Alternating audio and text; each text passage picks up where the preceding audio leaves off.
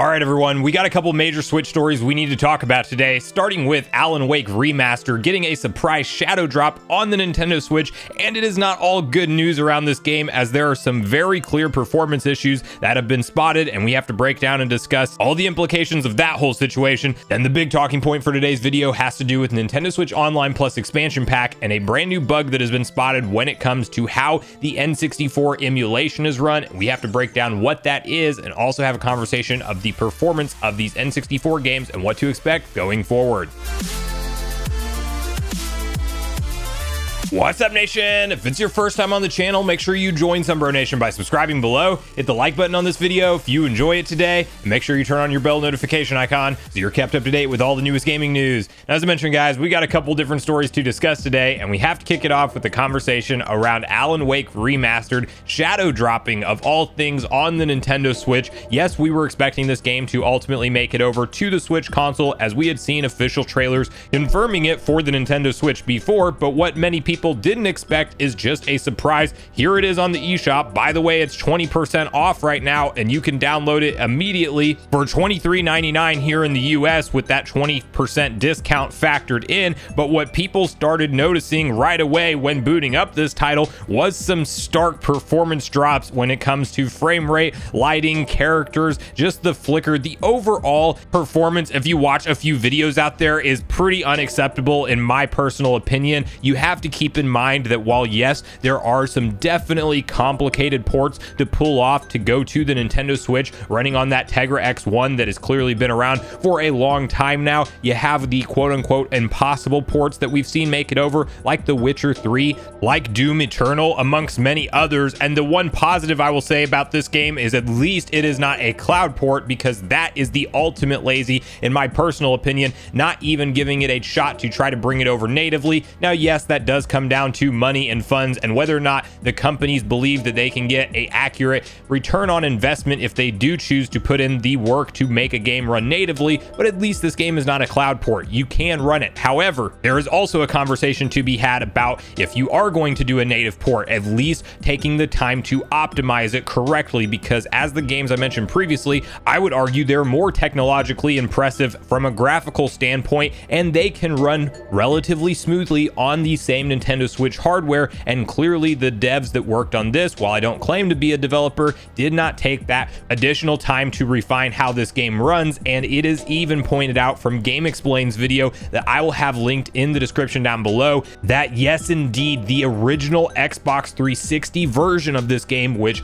on paper the Xbox 360 is less powerful than the Nintendo Switch, we are talking about multiple generations in the past, that version of the game actually runs smoother when run side by side compared to what we get on the Nintendo Switch with the quote-unquote remastered version of this game today. And that is really a shame, considering that by all accounts Alan Wake is a fantastic story-driven experience with some great gameplay elements and a true classic amongst fans. I believe I personally briefly played it in the past but never played to completion, and would have been excited to potentially check it out at just a $23 price tag on the Switch when you factor in that yes, you can play it handheld mode, you can play it portably in addition to docked. That is a nice game for the collection in my personal opinion. But I honestly do feel like when there is not at least a certain threshold of quality, and you can see it for yourself, the type of character pop-in that happens, the kind of textures flickering, and then the frame rate dropping to near single-digit frames, it appears like this is not an acceptable practice in terms of charging people money for a game. And you can kind of see the writing on the wall with this, with no promotion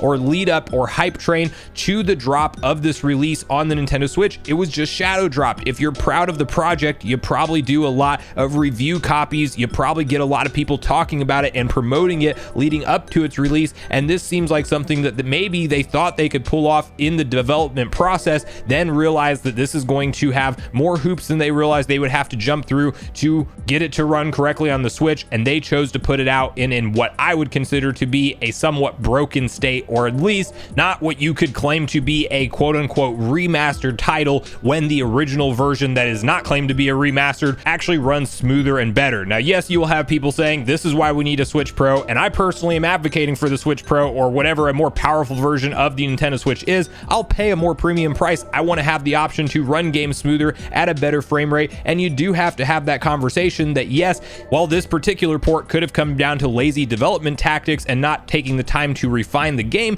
more powerful hardware does equal a smoother development process when it comes to porting over some of these projects. And I do think that it would be nice to have an option to pay more and not have to run through some of these struggles on the half-baked ports that do unfortunately ultimately make it in. Like I said, it's not cloud, at least it is native, but this is one that I personally will be passing up due to all of the performance issues. But I want to hear from you guys in the comments down below what you've seen of the game so far. Are you interested in it to begin with, or is it not your type of game at all? And then definitely tell me how you feel about the status of this port as it's now being broken down, that yes, there are terrible frame dips, there are definitely texture pop-ins, and just overall not the type of quality that you would associate with a game that has remastered in its title. So please share all your thoughts and feelings on all things Alan Wake Remastered in the comments down below. And bonus question, share with me whether or not you think it's time for some kind of more powerful Switch hardware, or if these are two completely separate issues. So please share all your thoughts and feelings on all things Alan Wake Remastered and the quality of certain native Switch ports in the comments down below.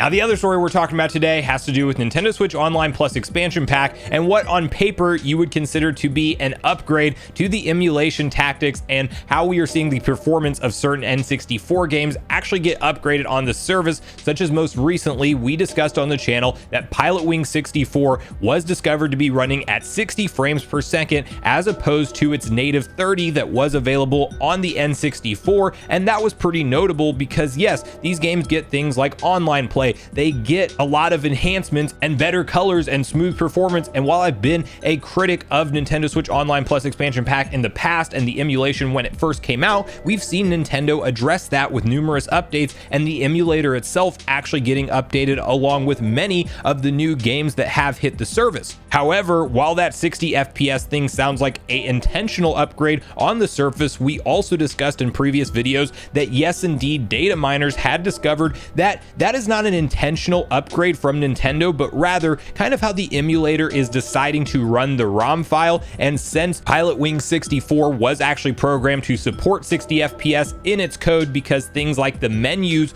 would run at 60 FPS, just not the gameplay, it was actually more of a side effect of how the game is emulated and not necessarily something that is intentional from Nintendo, saying that yes, we're going to give these classic 30 FPS games a straight up upgrade for our users. It's rather a side effect of the emulation, and this story actually further proves that, as we do need to read through a quick VGC article where a big, almost arguably game-breaking issue has been spotted around a certain stage in this level, and you can see that yes, indeed, this is most likely not something that is intentional from Nintendo, but is tied to the emulation tactics. So to get on the same page with what has been spotted here, let's quickly hop over to VGC and read through their detailed typed up article together. Pilot Wing 64 improved frame rate on Switch has broken the Birdman stage. What used to be a relaxing bonus game is now a button mashing stamina test. The improvements made to Pilot Wing 64's frame rate on Switch Online have reportedly broken its most relaxing stage. The N64 classic game has a bonus Birdman stage in which the player wears a large pair of wings and can fly around the island. The stage is supposed to be a gentle and relaxing level where the player can chill out and take photos of the scenery. However, as Dako founder of Road Broadbent has shown on Twitter, the emulated version of the game on Switch Online makes the Birdman stage significantly more stressful. Broadbent, who previously worked as a programmer on the likes of Fable and Star Fox Command, as well as a designer on the Pixel Junk shooter games, posted a video showing him playing the Birdman stage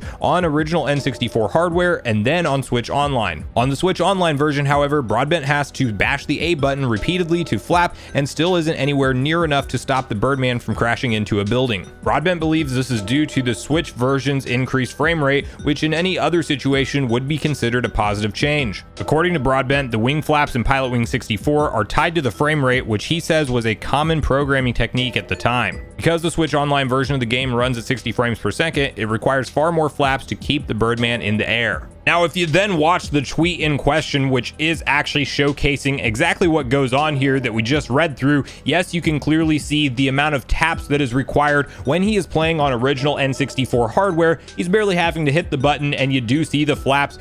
actually lift the Birdman into the air easily. And then once the video transitions to him playing this exact same stage and setup on the Nintendo Switch hardware, you can clearly start to see, if you're paying attention, to how fast he is having to tap that same button button, he is doing it nearly double as fast, if not just as fast as you can tap, short of being in a Mario Party game, and he still can't get the guy into the air enough to actually clear the castle. And I find this kind of funny, fascinating, and interesting all at once because, like we said, yes indeed, we are getting some upgrades from Nintendo with things like 60 FPS, which are a big deal to me, especially in a game like Pilot Wings where you really do enjoy things like smooth motion. But I think it is more proved now that yes, Nintendo's not choosing to do these upgrades, but they are just a back-end thing that happens with the emulation tactics that they have, and we will ultimately have to see if they are planning on fixing this anytime soon, hopefully with a future update. And I also think it spawns a lot of questions around how we may see the big long-awaited title like GoldenEye launch, as I am hopeful that this is something that will run 60 frames per second at launch. But does that happen just because that game is coded that way? Or will Nintendo actually go in and spend a little bit more time on it because it is a big marquee release? When we saw them do the trailer for this, it was completely separate from every other game in the mashup trailer on the NSO portion of the last Nintendo Direct. And yes, they gave it its own spotlight. They highlighted that they have online play when the Xbox version will not. And so did they take some extra time to refine this ROM and make it run differently just a little bit more? Or are we going to run into surprise bugs and glitches in this game because of how the emulator is set up at its core? And ultimately, emulation is always just going to be a different beast than natively running the games on their original hardware. So I want to hear from you guys at this point in the video on both the different stories we talked about today. How are you feeling about Alan Wake Remastered and the current state of it on the Nintendo Switch? And do you think we need something like more powerful Switch hardware and that is the reason behind this? Or was it just a poor development port? And definitely share with me what you think about the state of how N64 games run today on the Nintendo Switch,